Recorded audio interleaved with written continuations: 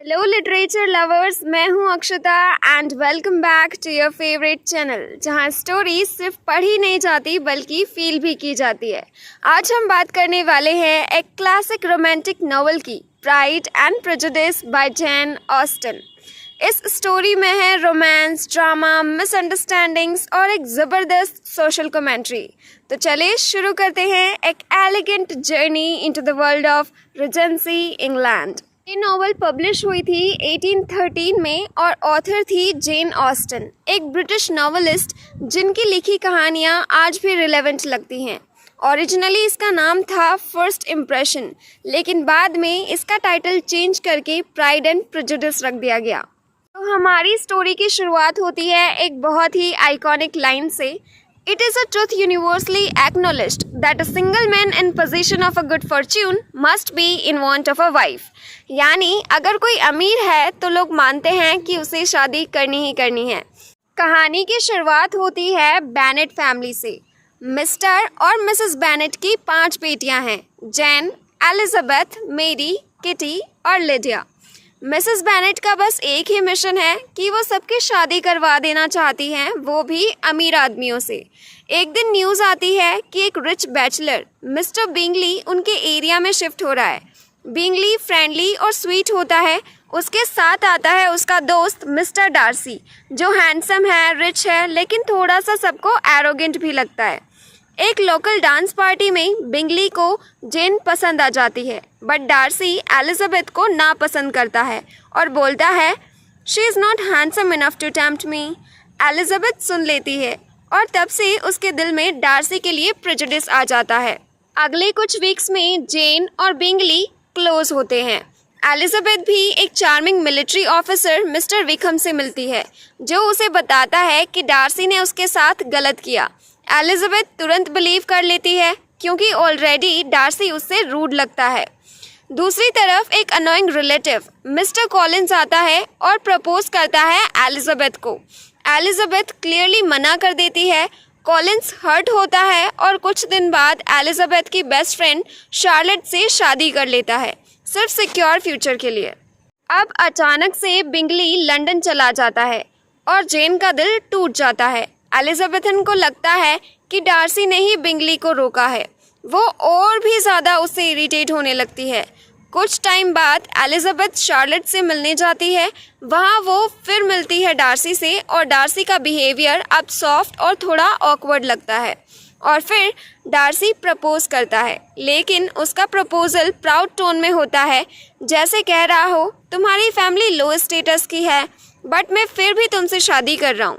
Elizabeth गुस्से में reject कर देती है और उसे ब्लेम करती है जेन और बिंगली के ब्रेकअप के लिए और विकम के साथ गलत बिहेवियर के लिए। नेक्स्ट डे डार्सी एलिजाबेथ को एक लेटर देता है जिसमें वो एक्सप्लेन करता है कि विकम एक झूठा इंसान है जो डार्सी की छोटी बहन को भगा के ले जाने की कोशिश कर चुका है, और बिंगली जेन के ब्रेकअप का रीज़न ये था कि डार्सी को लगा जेन इंटरेस्टेड नहीं है, वो सिर्फ प्रोटेक्ट करना चाहता था बिंगली को। एलिजाबेथ को शॉक लगता है। उसे रियलाइज़ होता है कि उसने सिर्फ आउटर बिहेवियर देख के जज किया था डार्सी को। डार्सी सीक्रेटली बिंगली को इनकरेज करता है जेन से मिलने के लिए और बिंगली वापस आता है, जेन को प्रपोज करता है और जेन एक्सेप्ट कर लेती है। फिर एक दिन डार्सी एलिजाबेथ से सेकेंड टाइम प्रपोज करता है, इस बार बिना ईगो के, सिर्फ प्यार के साथ। एलिजाबेथ भी यस बोल देती है और दोनों की मिसअंडरस्टैंडिंग्स क्लियर हो जाती है और इस तरह एलिजाबेथ और डार्सी की लव स्टोरी कंप्लीट होती है, फुल ऑफ लर्निंग, ग्रोथ और म्यूचुअल रिस्पेक्ट के साथ। ये सिर्फ शादी की कहानी नहीं थी, ये थी एक journey of breaking pride and overcoming prejudice. Jane Austen ने इस नॉवल में सोसाइटी की हिपोक्रेसी, विमेन की कंडीशन और पर्सनल ट्रांसफॉर्मेशन को ब्यूटीफुली शो किया है। तो अगर आपने ये नॉवल अभी तक नहीं पढ़ी तो आप ज़रूर पढ़ना। एलिजाबेथ बेनेट बहुत ही ज़्यादा विटी, स्मार्ट और फियरलेस है। वो सोसाइटी की नॉर्म से अग्री नहीं करती। उसका कैरेक्टर ग्रोथ दिखाता है कि कैसे वो अपने अजम्पशंस को चैलेंज करती है। मिस्टर फिट्जविलियम डार्सी एट फर्स्ट सबको रूड लगता है, बट असली में वो बहुत ही ज़्यादा रिजर्व्ड और शाय है। वो एलिजाबेथ से प्यार करने लगता है, बट उसका प्राइड उसके रास्ते में आ जाता है। जेन बेनेट बहुत ही काइंड और ब्यूटीफुल है पर थोड़ी पैसिव है। मिस्टर बिंगली, ये एक फ्रेंडली और हम्बल मैन है। मिसेस बेनेट, ये बहुत ही ज़्यादा लाउड और ओवर ड्रामेटिक लेडी है, वो बस शादी करवाना चाहती है अपनी बेटियों की। मिस्टर बेनेट, ये सरकास्टिक है और बहुत ही चिल काइंड ऑफ डैड है। लिडिया बेनेट, ये सबसे ज़्यादा यंगेस्ट है और इमेच्योर है और स्कैंडल क्वीन भी है। मिस्टर विकहम, ये चार्मिंग विलन टाइप है और डार्सी का एनिमी होता है। अब इसकी थीम्स देख लेते हैं। First, pride versus prejudice. Darcy के अंदर प्राइड है, एलिजाबेथ के अंदर प्रेजुडिस है, बट स्टोरी हमें दिखाता है कि कैसे इन दोनों को ओवरकम करना ज़रूरी है for real understanding and love. Second, social class and marriage. शादी यहाँ सिर्फ प्यार का मैटर नहीं है, it's about status, money and family reputation. Third, women's independence.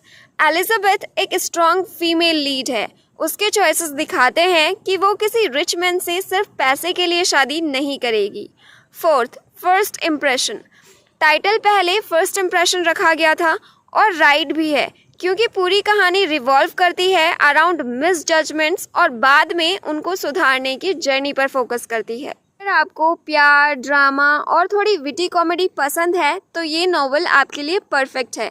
इसका लैंग्वेज एलिगेंट है, dialogues full of says and grace और कैरेक्टर्स स्पेशली एलिजाबेथ आज के मॉडर्न हीरोइन से कम नहीं है। और हाँ, ये सिर्फ एक लव स्टोरी नहीं है, ये एक सोशल सटायर है जो 200 साल बाद भी रिलेवेंट है।